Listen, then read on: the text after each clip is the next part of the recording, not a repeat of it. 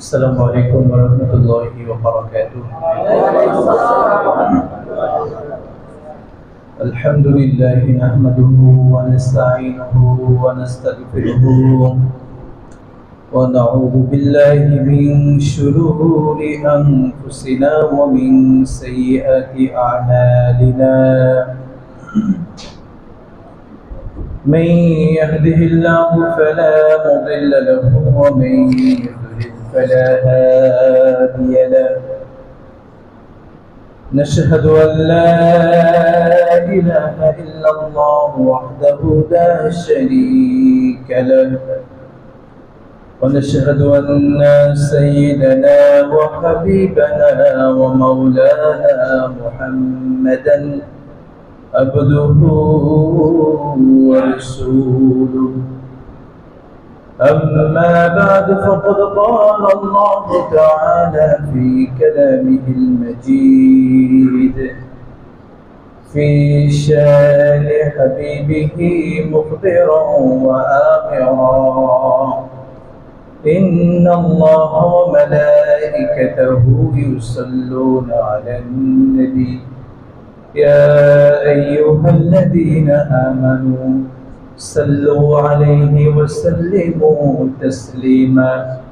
اللهم صل على محمد وعلى آل محمد كما صليت على إبراهيم وعلى آل إبراهيم إنك حميد مجيد. اللهم بارك على محمد وعلى آل محمد كما باركت على إبراهيم وعلى آل إبراهيم إنك حميد مجيد. الحمد لله. আল্লাহ সুবহানাহু ওয়া তাআলা দরবারে লাখ কোটি শুকর এবং সুজুদ যে রব্বুল আলামিন আজকের এই জুমাবারে আল্লাহ তাআলা ঘরে আমাদেরকে একত্রিত করেছেন সেই মহান মনিবের দরবারে আমরা প্রত্যেকে কালিমাতুশ শুকর আদায় করে পড়ছি আলহামদুলিল্লাহ। দরুদ এবং সালাম প্রিয় নবী হযরত মুহাম্মদুর রাসূলুল্লাহ সাল্লাল্লাহু আলাইহি ওয়াসাল্লামের প্রতি। সম্মানিত হাজিরিন, আমরা সফর মাসের একেবারে শেষ দিকে চলে এসেছি। এই তো সামনেই রবিউল আউয়াল মাস শুরু হবে। আজকে আমরা এমন কিছু বিষয় নিয়ে আলোচনা করব যে বিষয়গুলো আমাদের জীবনকে পরিবর্তন করতে পারে। আল্লাহ নবী সাল্লাল্লাহু আলাইহি ওয়াসাল্লাম তার চাচাতো ভাই হযরত আলী ইবনে আবি তালিব রাদিয়াল্লাহু তাআলা আনহু এবং রাসূলের জামাতা, আপন চাচাতো ভাই এবং রাসূলের জামাতা, তাকে উদ্দেশ্য করে বিভিন্ন হাদিসে বিভিন্ন জায়গায় নসিহা করেছেন, উপদেশ দিয়েছেন, যেগুলো অনেকগুলো হাদিস থেকে সংগ্রহ করা হয়েছে। যে নসিহাগুলো, যে উপদেশগুলো শুধু তার জন্য নয়, কিয়ামত পর্যন্ত আগত আমরা উম্মতে মুহাম্মাদি, আমরা যদি সেগুলো আমাদের জীবনে ধারণ করতে পারি, আমাদের জীবন পরিবর্তন হয়ে যাবে। হযরত আলী রাদিয়াল্লাহু তাআলা আনহু, তার মর্যাদা কেমন জানেন? হযরত আলী রাদিয়াল্লাহু তাআলা আনহু, তার সম্পর্কে আল্লাহ নবী সাল্লাল্লাহু আলাইহি ওয়াসাল্লামের একটি কথা সেটাই যথেষ্ট হয়ে যায় যে আনা মদিনাতুল ইলম ওয়া আলিয়ুন বাবুহা। আমি হচ্ছি, রাসূল বলেছেন যে আমি হচ্ছি মদিনাতুল ইলম, মানে হলো ইলমের শহর, ইলম জ্ঞান বিজ্ঞান সেটার শহর। ওয়া আলিয়ুন বাবুহা, এবং আলী রাদিয়াল্লাহু তাআলা তিনি হলেন সেই শহরে ঢোকার জ্ঞানের সাগরে প্রবেশ করার দরজা। সুবহানাল্লাহ। হযরত আলী রাদিয়াল্লাহু তাআলা আনহু তিনি ছোটখাটো মানুষ ছিলেন, তো আল্লাহর কাছে তার মর্যাদা অনেক বেশি, অনেক বেশি।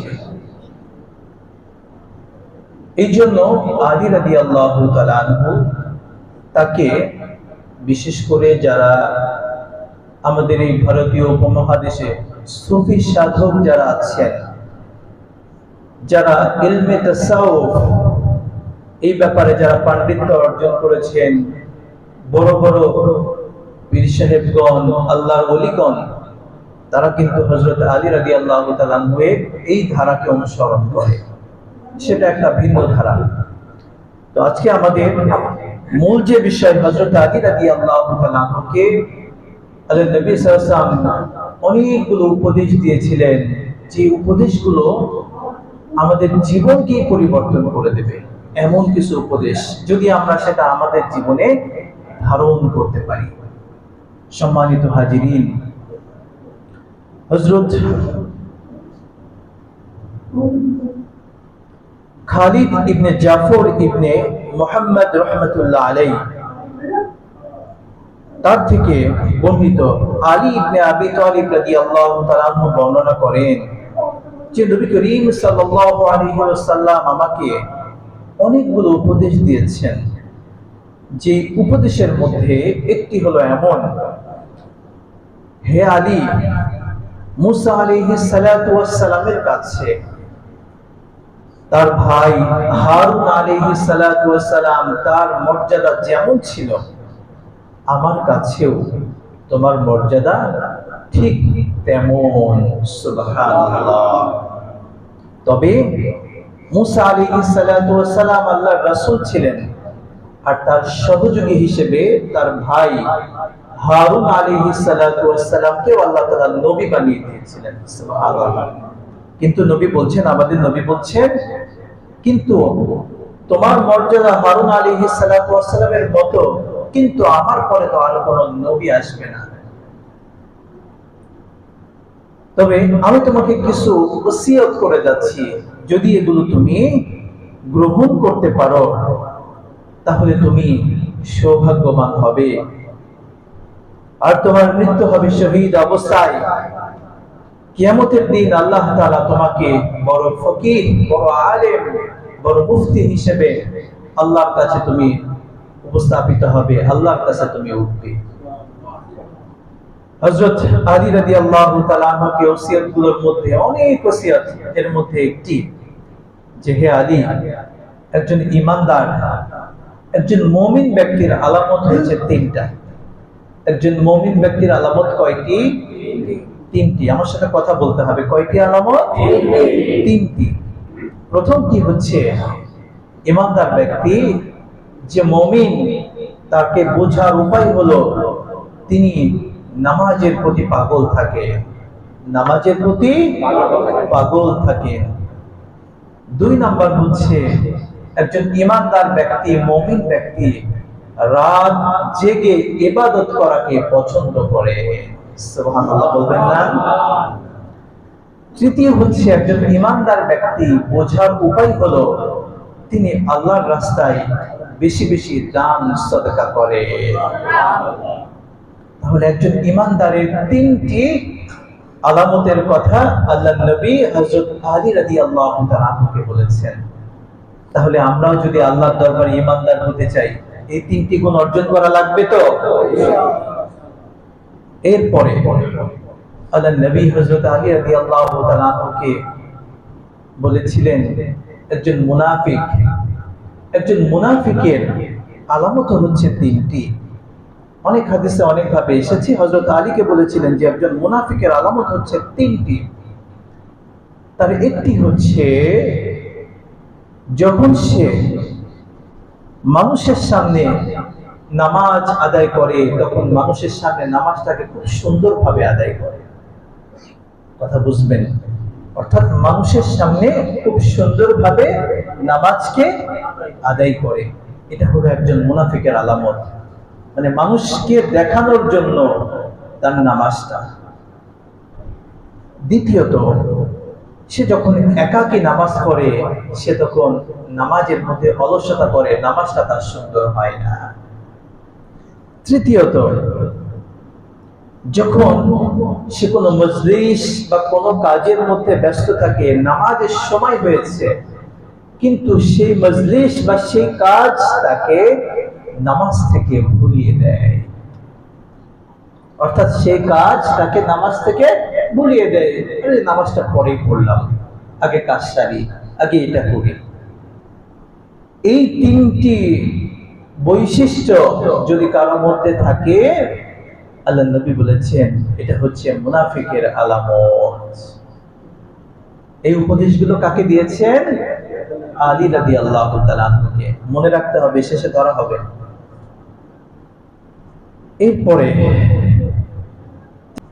এরপরে তিনি আল্লাহ নবী সাল্লাল্লাহু আলাইহি ওয়াসাল্লাম হযরত আলী রাদিয়াল্লাহু তাআলা আনহুকে উপদেশ দিয়েছিলেন যে আলী একজন জালেম, তার বৈশিষ্ট্য হলো তিনটি। জালেমের কয়টি বৈশিষ্ট্য? তিনটি। জালেম বোঝেন তো? জালেম কাকে বলে?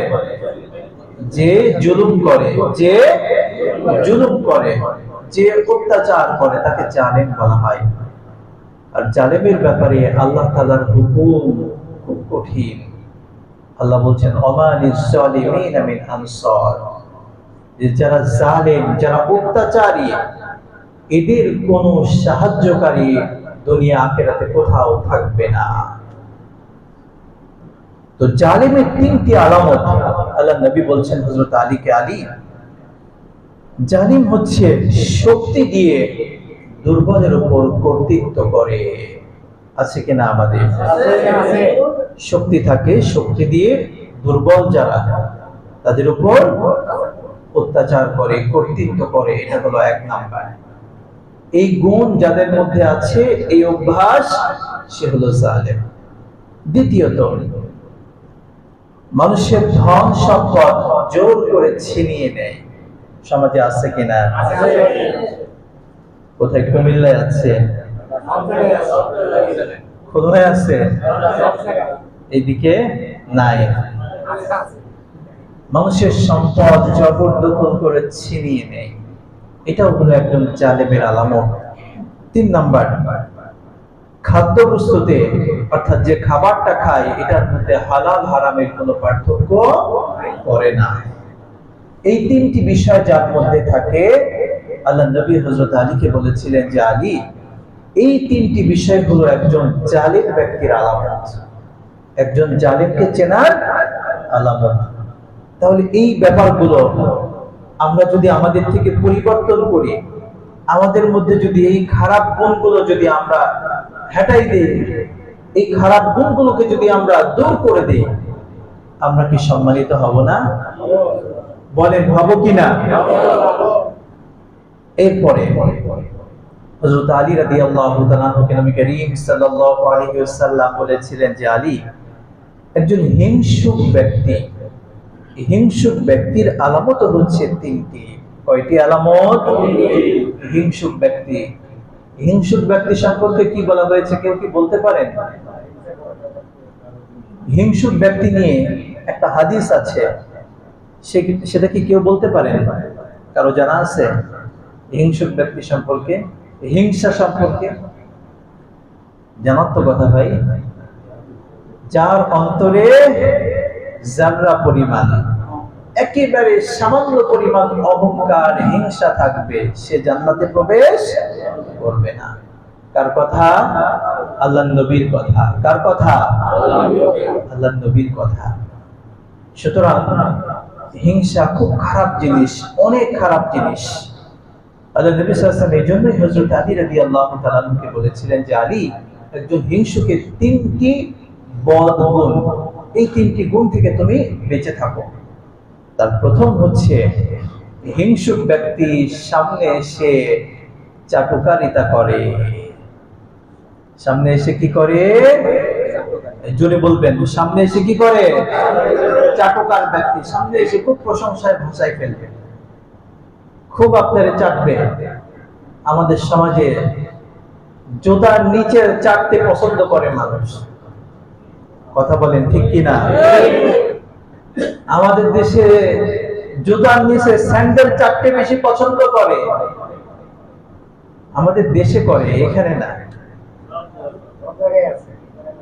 সম্মানিত হাজিরিন, এই সামনে চাটুকারি করে 2 নাম্বার হিংসুক ব্যক্তির আলামত হচ্ছে সে ব্যক্তি পেছনে এসে গীবত করে। পেছনে কি করে? গীবত করে। সামনে দেখা হলে আসসালামু আলাইকুম জান দিয়ে, আর পেছনে বাস নিয়ে বসে থাকে, 2 হাত যাওয়ার পরে একটা গালি দিয়ে। আছে কিনা? আছে। অন্য ভিন্ন মঙ্গল গ্রহে আছে এগুলো। এই অভ্যাসগুলো পরিবর্তন করা লাগবে কিনা? আরে জোরে বলবেন, লাগবে কিনা? পরিবর্তন করতে হবে। তাহলে এই কথাগুলো যদি পরিবর্তন না করতে পারেন, শোনার কোনো মূল্য নাই। 3 নাম্বার, যে দুঃখের সময় অন্যের ব্যথা বেদনা, দুঃখের সময় সে আনন্দ পায়। অন্যের ব্যথা বেদনায় দুঃখে সে কি পায়? আনন্দ পায়। আরে সে বিপদে পড়ছে, মহা খুশি। আছে কিনা?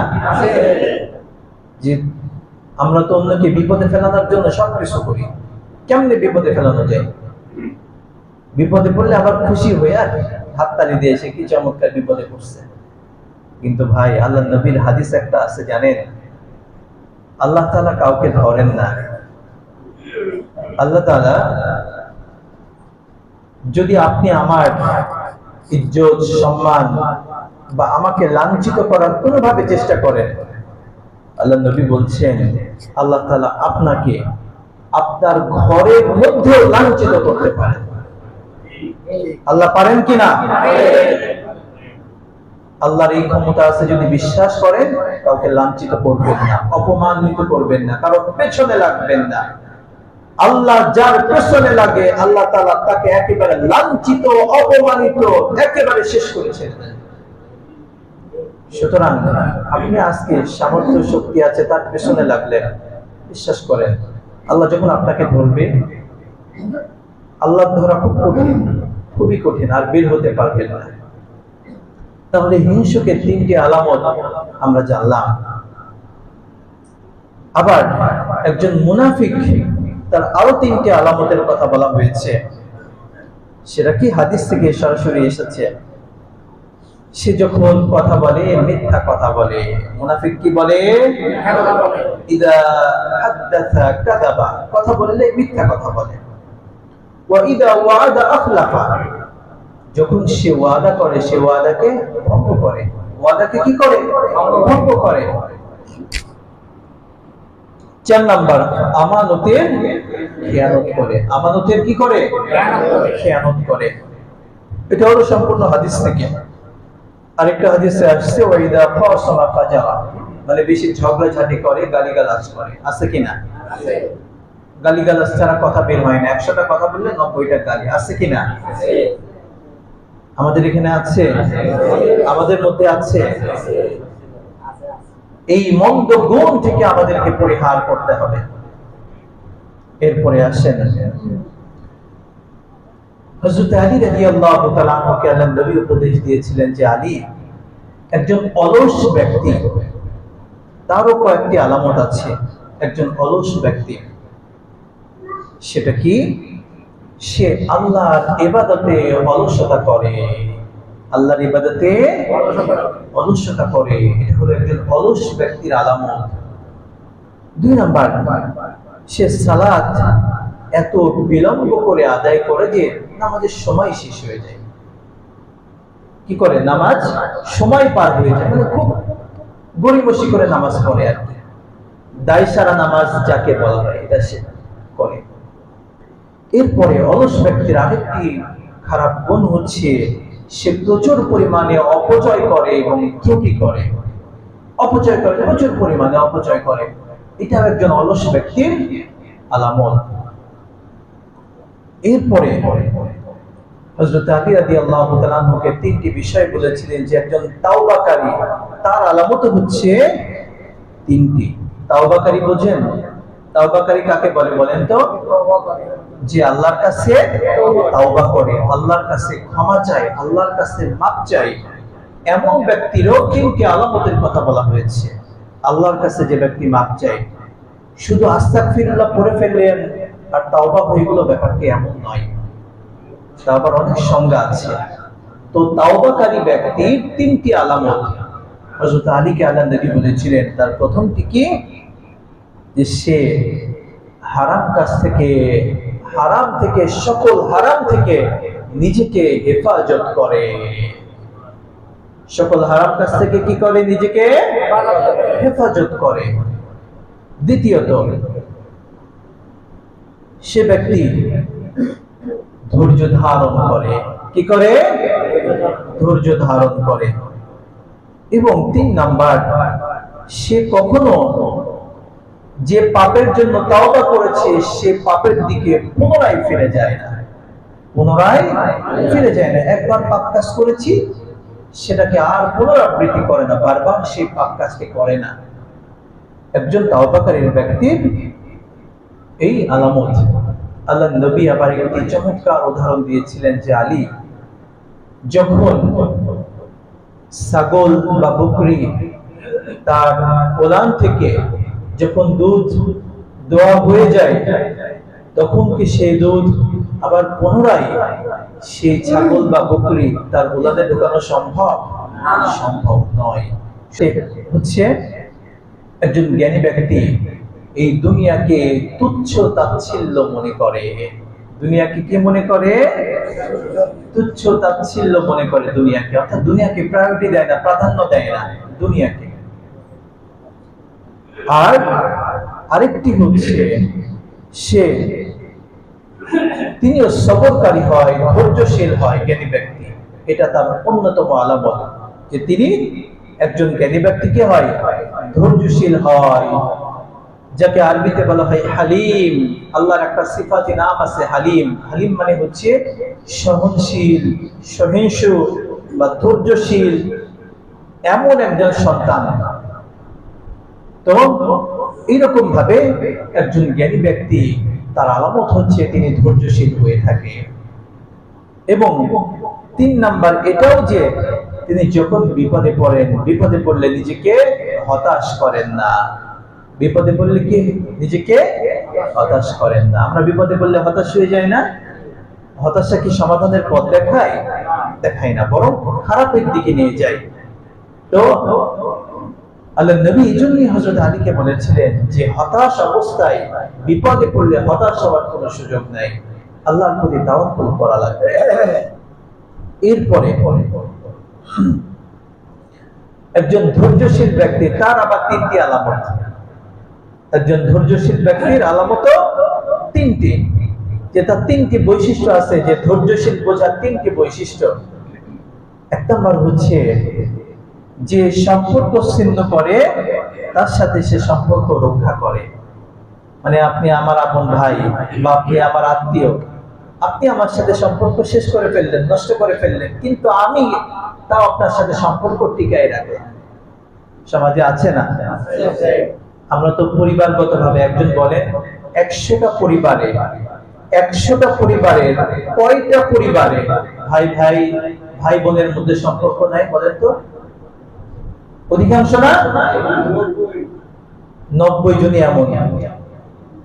সত্য কথা যে নিজের ফ্যামিলির মানুষের সাথে সম্পর্ক নাই। কারণ কি? বিভিন্ন কারণে এটা হয়ে থাকে যে একজন স্বার্থের কারণে, এক ভাই স্বার্থের কারণে আরেক ভাইয়ের সাথে সম্পর্ক রাখে না। স্বার্থের জায়গায় তো এই জিনিসটা তৈরি হয়ে যায়, স্বার্থের কারণে। তো আল্লাহ নবী বলছেন যে ধৈর্যশীল ব্যক্তির আলামত হলো 3টি। প্রথমটি হচ্ছে অন্য কেউ যদি আমার সাথে সম্পর্ক ছিন্ন করে, আমি তার সাথে সম্পর্ক টিকায় রাখার চেষ্টা করি। এই গুণ পারবো তো? বলেন পারবো? যে আপনার ভাই আপনার চরম ক্ষতি করেছে, অনেক ক্ষতি করে ফেলেছে, আপনার বোন, আপনার কাছের মানুষ আপনার ক্ষতি করেছে, তার প্রাপ্য আল্লাহ তাকে দেবেন, কিন্তু আপনি তার সাথে ভালো সম্পর্ক রাখার চেষ্টা করেন। আপনার ঘরের দরজা, আপনার দরজা তার জন্য উন্মুক্ত রাখেন। এটা হলো ধৈর্যশীল বান্দার একটা পরিচয়। দ্বিতীয় হচ্ছে ধৈর্যশীল বান্দা যে তাকে বঞ্চিত করে সে তাকে দান করে। যে তাকে বঞ্চিত করে সে তাকে দান করে। একজন আমাকে বঞ্চিত করলো, উল্টা আমি তার জন্য হাদিয়া দিলাম, এইরকম। তৃতীয় হচ্ছে যে তার প্রতি জুলুম করে কিন্তু সে ধৈর্যশীল বান্দা, তাকে আর অভিশাপ দেয় না। একজন ব্যক্তি যখন জুলুমের শিকার হয়, আমি যখন আপনার উপর জুলুম করি, বিভিন্ন ভাবে জুলুম করতে করতে একেবারে আপনাকে শেষ করে দিচ্ছি, মানে এত জুলুম আপনার উপর করলাম, কিন্তু আপনি যে ধৈর্যশীল, এটার পরিচয় হলো আপনি আমাকে অভিশাপ দেবেন না, আপনি আমাকে অভিশাপ দেবেন না। এটা সবচেয়ে বড় একটা গুণ কি জানেন? আপনি যদি অত্যাচারিত হয়ে আপনার উপর জুলুম করা হয়েছে, আপনি যদি প্রতিশোধ না নেন, আপনি প্রতিশোধ নেননি, তাহলে সেই প্রতিশোধটা আল্লাহ তাআলা আপনার পক্ষ থেকে নিয়ে দেবে। জোরে বলবেন না সুবহানাল্লাহ? কিন্তু যদি আপনি প্রতিশোধ নেন, আপনি তার উপর উল্টা ভাবে আপনার শক্তি নেন, তাও আপনি চেষ্টা করলেন, তার উপর প্রতিশোধ নিচ্ছেন, তখন আল্লাহ তাআলা আর আপনার পক্ষ থেকে প্রতিশোধ নেবেন না। কিন্তু আপনি যদি চুপ থাকেন, সবর করেন, ধৈর্য ধারণ করেন, আল্লাহ তাআলা আপনার পক্ষ থেকে সে প্রতিশোধ নেবে। আর আল্লাহ তাআলার প্রতিশোধ কেমন কেমন বলেন? অত্যন্ত কঠিন, এমন কঠিন সকালবেলার রাজারে বিকেল বেলা ফকির করতে পারে। আল্লাহ চাইলে যাকে ধরেন তাকে একেবারে শেষ করে দেন। সুতরাং আমরা যখন বিপদে পড়ব, জুলুমের শিকার হব, আমরা এভাবে আল্লাহর উপর ছেড়ে দেব যে আল্লাহ আপনার কাছে বিচার দিলাম, দুনিয়ার কারো কাছে দরকার নেই, আপনি এটার ব্যবস্থা করেন, আল্লাহর উপর ছেড়ে দেব। এরপরে আল্লাহ তাআলা হযরত আলী রাদিয়াল্লাহু তাআলা আনহুকে আল্লাহ নবী ওসিয়ত করেছিলেন যে আলী একজন সৌভাগ্যবান ব্যক্তি, তাদের তিনটি আলামত। সৌভাগ্যবান ব্যক্তির তিনটি আলামত। তার একটি হচ্ছে সৌভাগ্যবান ব্যক্তিরা সবসময় হালাল খাবার খায়। কি করে? হালাল খাবার খায়। দুই নাম্বার, সৌভাগ্যবান ব্যক্তি যারা আছে তারা জ্ঞানী মানুষের সাথে চলাফেরা করে। জ্ঞানী মানুষের সাথে চলাফেরা করে। আর কি জ্ঞানী মানুষ? আমাদের সমাজে জ্ঞানী মানুষের কদর আছে? এই বলেন আছে? জ্ঞানী মানুষের কোনো কদর নেই আমাদের সমাজে, কোথাও কথা। জ্ঞানী মানুষের কদর নেই। এই যে দেখেন বর্তমানে ছাত্র আন্দোলন হয়ে গেল, সবকিছু হয়ে গেল, এই গত কয়েকটা দিনে শিক্ষা প্রতিষ্ঠানের বিভিন্ন জায়গায় শিক্ষকদেরকে কি অপদস্থ করে তাকে চাকরিচ্যুত করা হচ্ছে, দেখছেন এগুলো? আপনি গিয়ে দেখেন, সেখানে যদি 100টা ছেলে থাকে, সেই 100টা ছেলের ছাত্রের একটা ছাত্রকে যদি আপনি সভ্য ছাত্র পেয়েছেন, একটাও সভ্য ছাত্র আপনি পাবেন না, সবগুলো অসভ্য। বলেন, আমার বাবা যদি, আমি দেখলাম আমার বাবার কিছু ভুল, আমি পাইলাম যে আমার বাবার কিছু ভুল, আমি সন্তান হিসেবে সেটার কি প্রতিশোধ দেব? না। বলেন, নেই কিনা? আমি কখনো নেই, প্রতিশোধ নেই সন্তান হিসেবে। বাবা হলো বড়, ভুল হতেই পারে, আমি সন্তান হিসেবে সেগুলোকে তাকায়ও না, দৃষ্টিপাত করি না। আমি একজন শিক্ষক, তিনি হলো একজন বাবা মায়ের পরে যে মানুষটির স্থান, তিনি হলেন শিক্ষক। কথা বলেন ঠিক কিনা? বাবা মায়ের পরে যে মানুষটির স্থান, তিনি হলেন শিক্ষক। এই পৃথিবীতে যতজন বড় বড় মানুষকে দেখেন, সফল মানুষকে দেখেন, প্রত্যেক সফল মানুষের সফলতার পেছনে বাবা মার দোয়ার সাথে সাথে তার শিক্ষকের দোয়া ছিল। এটা বিশ্বাস করেন? আমি বিশ্বাস করি, কারণ আমি আমার জীবন দিয়ে বলতেছি, আমার অভিজ্ঞতা থেকে বলতেছি। আল্লাহ বহু জায়গায় পড়াশোনার তৌফিক দিয়েছে। আমার জীবনে আমি বলতে পারবো যে আমার কোনো কথায় আমি আমার কোনো শিক্ষককে কোনোদিন কষ্ট দিই নাই। আমার শিক্ষকের এখনো হাত তুলে তাহাজ্জুদে আমার জন্য দোয়া করে। আমার এমন শিক্ষক আছে যে এখনো হাত তুলে আমার জন্য তাহাজ্জুদে দোয়া করে, এমন শিক্ষকরা আছে। যার কাছে সন্তানের মতো, নিজের আপন ছেলে যেমন ঠিক সেভাবে আমাদেরকে বড় করে, এখন পর্যন্ত পরামর্শ সবকিছু এইভাবে সন্তানের মতো। অবাক লাগে কোন সমাজে আমরা পাইলাম। এই যে কালকে রাত্রে দেখলাম এক শিক্ষককে জোর করে যখন সব স্টুডেন্টরা তাকে সিগনেচার দেওয়া আছে পদত্যাগ করার, তিনি স্টপ করছে জায়গা উপস্থিত, সে জায়গায় স্টপ করেছে। একজন শিক্ষক হয়তো বিভিন্ন পলিটিক্যাল কারণে পরিবেশ ঘোলাটে ছিল একটা সময়, কিন্তু তাকে এরকম ভাবে লাঞ্ছিত করা, অপমানিত করা কোন সভ্য ছাত্রদের কাজ হতে পারে না। একটা সময় আপনারা ছোটবেলায়, আমরা তো ছোটবেলায় পড়েছি স্কুলের বইয়ে, বাদশা আলমগীরের সেই ঘটনা পড়ি নাই? পড়েছি কিনা? আপনারা পড়ছেন ওজু নিয়ে। কি চমৎকার ঘটনা! সেই ঘটনাগুলো আমাদেরকে কি শিক্ষা দেয়? একজন ছোট বাচ্চা, আমরা যখন ছোটবেলায় পড়েছি, আমার তো শিক্ষকের প্রতি এগুলো করে ভালোবাসা তৈরি হয়েছে আমাদের, যে শিক্ষকের সাথে কেমন আচরণ করতে হবে। যে রাজার সন্তান, বাদশার সন্তান, সে শুধু শিক্ষকের পায়ে পানি ঢালবে কেন? হাত দিয়ে পাকে ধুয়ে দেবে। কি চমৎকার কবিতা ছিল! আর এখন সিলেবাস আমাদের এতই আপডেট, এত সভ্য সিলেবাস, যে আমাদের সব ছাত্ররা, অধিকাংশ ছাত্ররা হলো বেয়াদব। এটা মানেন? যে এত আধুনিক সিলেবাস আমাদের, যে অধিকাংশ শিক্ষার্থীরা বেয়াদব। ভালো শিক্ষার্থী, আদব বলা শিক্ষার্থী পাবেন না। এক সময় বড়দেরকে এই শিক্ষাগুলো কম ছিল, শিক্ষার ঘরে ঘরে মাস্টার্স পাস শিক্ষিত মানুষ কম ছিল, কিন্তু শিক্ষার একটা গুণ ছিল, মানুষের মধ্যে আদবের ব্যাপার ছিল। বড়দেরকে দেখলে ছোটরা, আরে বাবা কি সম্মান! সিগারেট খাওয়া বড়দের সামনে, এটা তো দূরেই থাকবে, অনেক দূর থেকে সালাম দিয়ে রাস্তার এক সাইড দিয়ে যেত। কেন যেত? যে তিনি আমার দাদার বয়সী, বাবার বয়সী। শ্রদ্ধার অন্যরকম জায়গা ছিল। এখন শিক্ষকেরা, ছাত্ররা শিক্ষকের গায়ে হাত তোলে। যেই শিক্ষার্থী আমাদের চোখে দেখা অনেক ভালো ভালো স্টুডেন্ট আমাদের সাথে, অধিকাংশ শিক্ষকের সাথে খারাপ আচরণ করছে, শিক্ষকের পেছনে লেগে থাকছে, বিভিন্ন ভাবে তাকে লাঞ্ছিত করার চেষ্টা করছে। মেধাবী শিক্ষার্থীরা তারা পরে ঝরে গেছে, কিচ্ছু করতে পারেনি, কিচ্ছু করতে পারেনি। আমাদের দেখা, আমি আমার জীবন থেকে বলতেছি। সুতরাং আমরা এমন সমাজ চাই যেখানে আবার সেই সভ্যতার ব্যাপারটা ফিরে আসবে। আমাদের শিক্ষা ব্যবস্থাও সুন্দর হওয়া উচিত। সুতরাং যে কথাটির দিকে বলতেছিলাম, যে জ্ঞানী ব্যক্তি, আমাদের সমাজে জ্ঞানী ব্যক্তির কোনো কদর নাই। সমাজের যারা জ্ঞানী মানুষ, তাদেরকে আমরা কদর করি না। আগে জ্ঞানী মানুষকে খুব কদর করা হতো, কিন্তু এখন জ্ঞানীদের কদর করা হয় না। কারণ আমাদের সমাজ হলো অসভ্যের সমাজ, আমরা হলাম অসভ্য মানুষ, আমরা সভ্যতাকে কদর করি না। আমাদেরকে পরিবর্তন হতে হবে ভাই, এই সভ্যতাকে ফিরিয়ে আনতে হবে।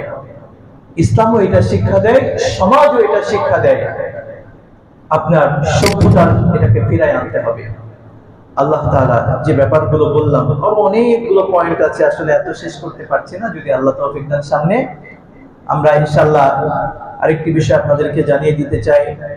যেহেতু রবিউল আউয়াল মাস প্রায় চলে এসেছে, শুরু হবে সামনেই 12ই রবিউল আউয়াল।